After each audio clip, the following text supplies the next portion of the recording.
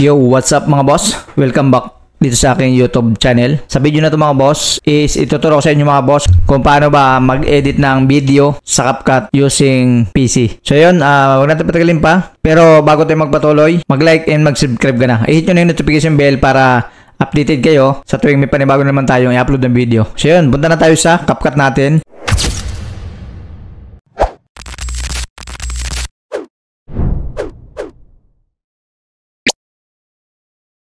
Open na natin yung CapCut. And sa mga wala pa, download kayo mga boss sa Google Chrome. And sa mga naka-cellphone naman, sa Play Store or App Store. Okay. So, ano tayo ngayon?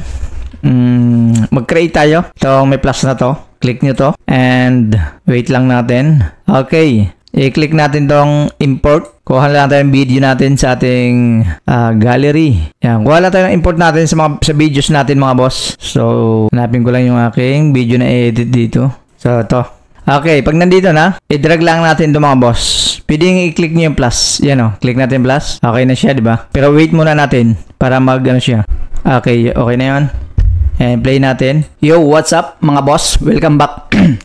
Yo, what's up mga boss? Welcome back dito sa aking YouTube channel. Kung bago ka pa lamang dito sa aking YouTube channel at hindi ka pa naka-like, i-like mo na itong video na to. Okay? I-ano natin dito. Nakita nyo yung arrow? I-ano natin to para makita natin yung mga part ng video na i-edit natin. Kung ikakat natin yung mga walang voice. And yan. Kung mapapansin nyo walang voice dito, di ba? So kung gusto nyo lakasan yung video nyo, dito yan, sa line na to. Nakita nyo yung line? Yan o, gumagalaw siya yung line yan.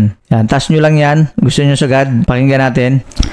Yo, what's up? Yan, lumakas. So, dito siya nagsalita, mga boss.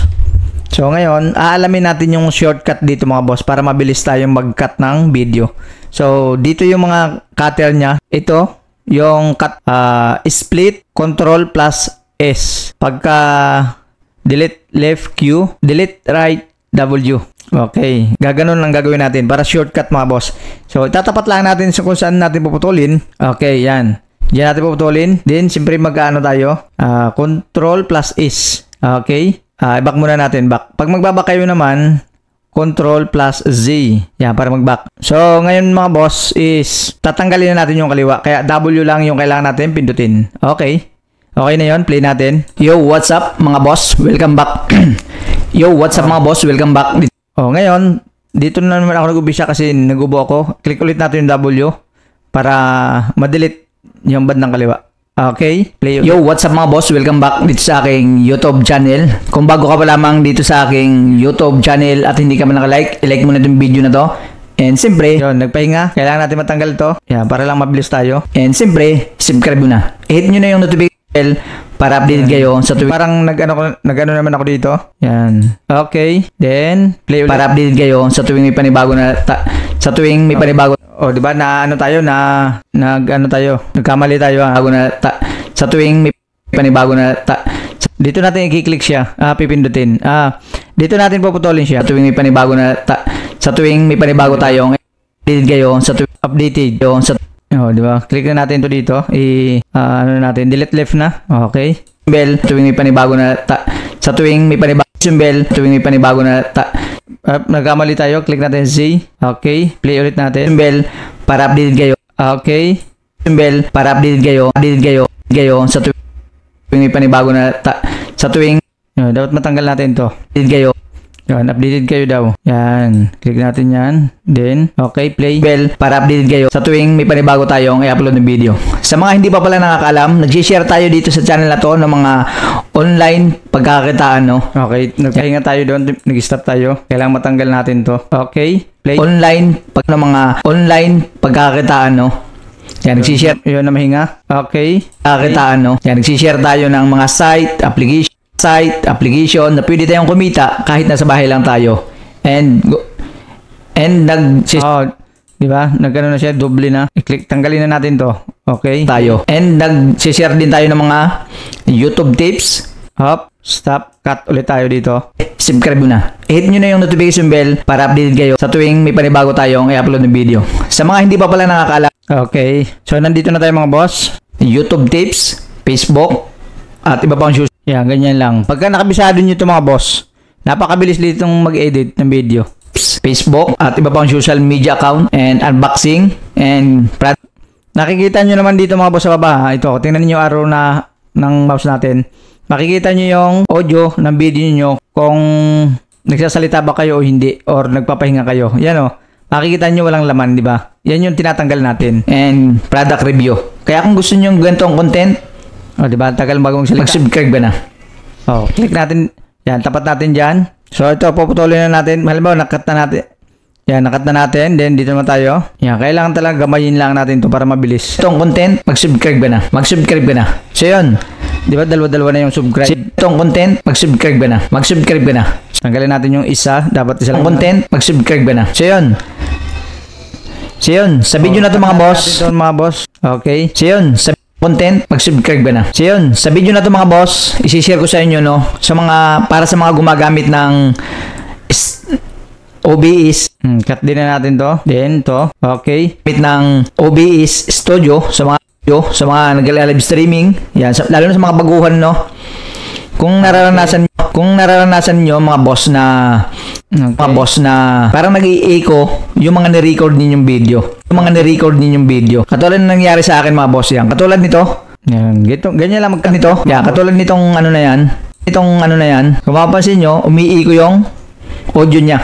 Basta walang mga laman yan mga boss, i-delete nyo na. Iiko yung audio niya. So, ganito lang ayusin yan mga boss. Punta tayo sa ating OBS Studio. Kapag gamay nyo na dito mga boss, napakadali na lang mag-edit dito. Basic na yan sa inyo. Kaya i-explore nyo na lang to para mabilis tayo mag-edit. Kumbaga, mabilis tayo makatapos. Yung mga boss dito sa files. Dito sa file. Atin yung icon niya. Then, punta tayo mga boss dito sa files. Then, punta tayo mga boss dito sa file. Okay. Doble na. Cut natin yung isa. Tayo mga boss dito sa file. Ang icon niya. Then, punta tayo mga boss dito sa files. Then, punta tayo mga boss dito sa file. Okay. Delete natin itong isa. Doble na. Icon niya. Then, punta tayo mga boss dito sa file. Okay. Click natin yung file. Yan. Tagal lang bago nagsalita. Tanggalin natin to. Okay. In setting. Audio. Okay. Okay. Dito mga boss sa global audio device. In setting, audio. Okay. Dito mga boss sa global audio devices. Tingnan niyo ito mga boss itong global. Yan, tanggalin natin to. Mga boss sa global audio devices. Okay. Dito mga boss. So play na natin. Okay. Tingnan niyo ito mga boss itong global audio devices. Kung mapapansin, yan, pahinga ulit. Audio devices. Kung mapapansin niyo dito, yan, tagal bago ng salita. Tanggal natin. Nyo dito, naka-disable lahat yan. Play natin. Lahat yan. Kung mayroong naka-default dyan mga boss, i-disable nyo. Okay? Napakasarap dito mag-edit mga boss. Pagka gamay nyo na. Disable nyo. Dapat ang naka-default lang dyan mga boss. Na-double nyo. Dapat ang naka-default lang dyan mga boss. Ito ang desktop. Play natin. I-disable nyo. Dapat ang naka-default lang dyan mga boss. Ito ang desktop audio. Lang dyan mga boss. Play natin ulit. Default lang dyan mga. Ito ang desktop audio. Dapat ito lang yung default. Nawala yung boss. Lang dyan mga boss. Ito ang desktop audio. Dapat ito lang yung default. Lang dyan mga boss. Ito ang desktop audio. Lang dyan mga boss. Ang desktop audio. Dapat ito lang yung default niya. Yan. Nag-stop ulit siya dito. Sa akin, naka-default pala yan. Nakaganyan yan, no? Naka-default.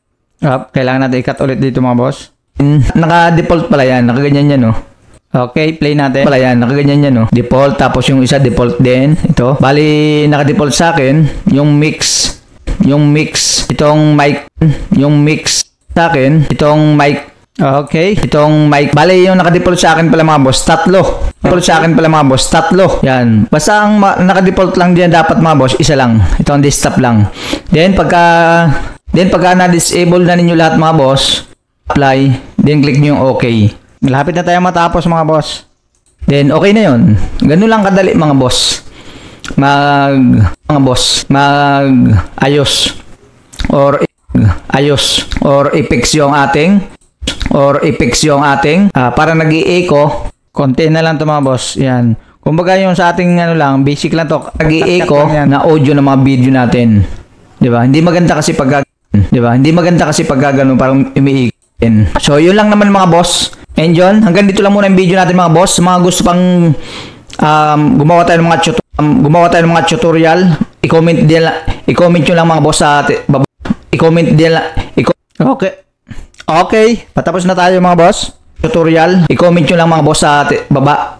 I-comment nyo lang mga boss dyan sa ating comment section at para gawa natin ang comment nyo lang mga boss sa okay, tanggalin natin to mga boss kasi doble-doble na. Okay. At tutorial. Comment nyo lang mga boss dyan sa ating comment section at para gawa natin ang video yan. At para ma-shoutout din natin kayo. Yun. So, yun. Hanggang dito lang muna yung video natin. Okay, play. Para gawa natin ang video yan. At para ma-shoutout din natin kayo. So, yun. Hanggang dito lang muna yung video natin mga boss. At kung nakatulong sa inyo yung video na to, don't forget to like and subscribe, no? I-hit nyo na yung notification bell. Okay? Yun na yung notification bell para updated kayo sa susunod para updated kayo sa panibagong natin. Para updated kayo. Doble-doble na yun mga boss. Click. Ano natin? Tanggalin na natin to. Notification bell para updated kayo sa susunod para updated kayo.